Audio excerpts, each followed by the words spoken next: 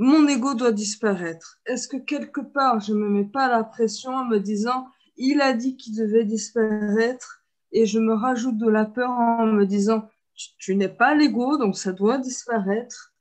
Et du coup, Ah, c'est une question que je pose, je ne sais pas, ah, mais ça réveille une telle peur en moi qu'à chaque fois, en fait, je t'avouerai, des fois, je me dis, non, je ne vais pas écouter la séance, on va encore me dire que je ah. dois disparaître, je ne peux plus, c'est pas possible.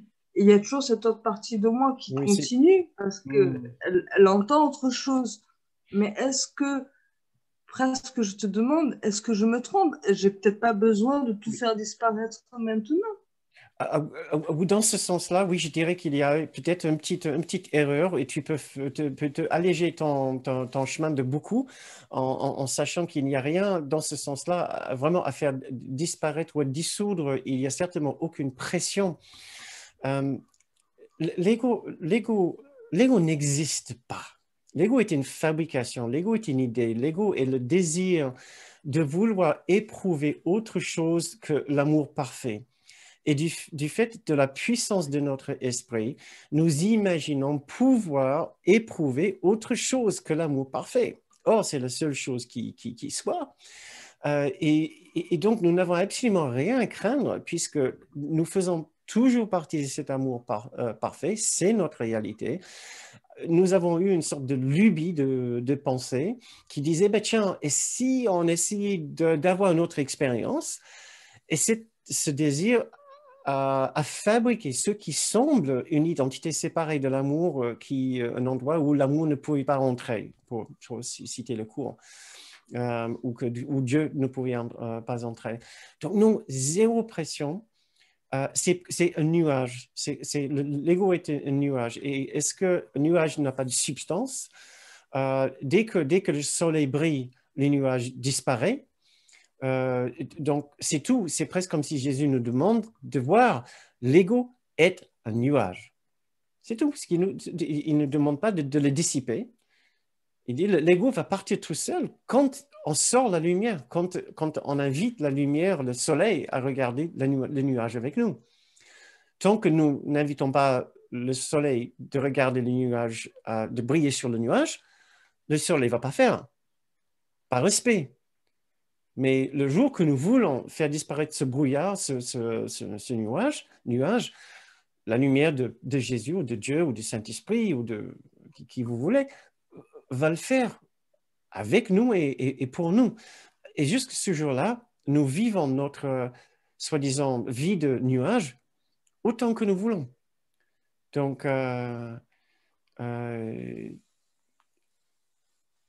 oui, Paul et Sylvia disent, Et je le finis. divin ne veut pas ta mort, juste la fin de la souffrance.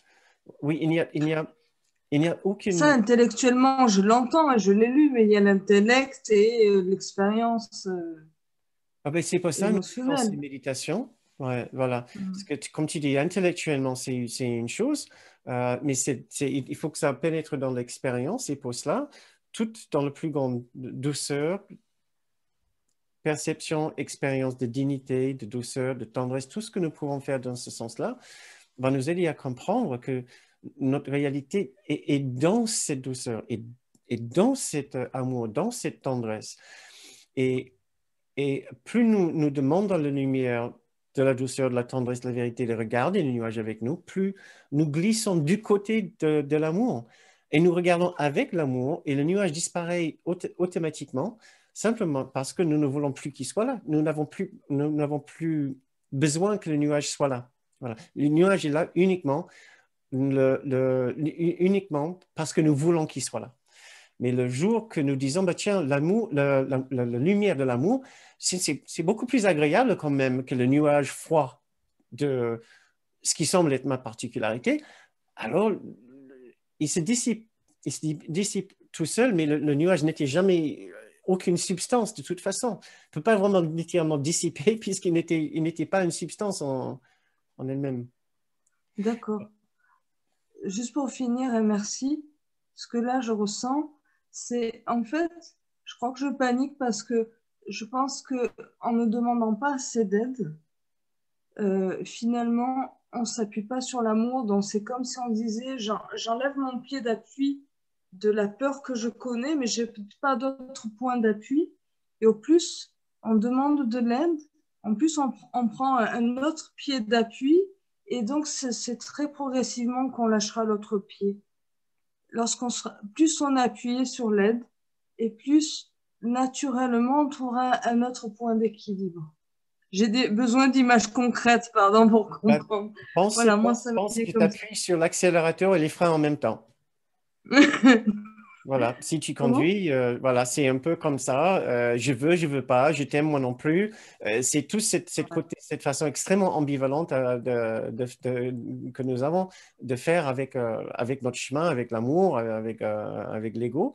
Et donc, bah oui, on débraye, on freine, on accélère un petit peu et on veut avancer, mais on s'empêche. C'est tout un jeu. Il y a un moment où on dit, bah, tiens, et si je lâche les freins un petit peu, ça peut rouler, ça peut couler plus doucement.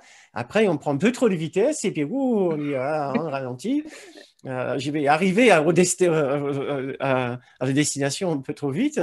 Donc, freinons un petit peu, J'ai eu un pas petit si vite. accident de voiture hier, ça tombe bien. Ah, mince. D'accord. Bon, Merci à tous. Merci beaucoup. merci à vous tous. On va terminer notre séance pour ce soir.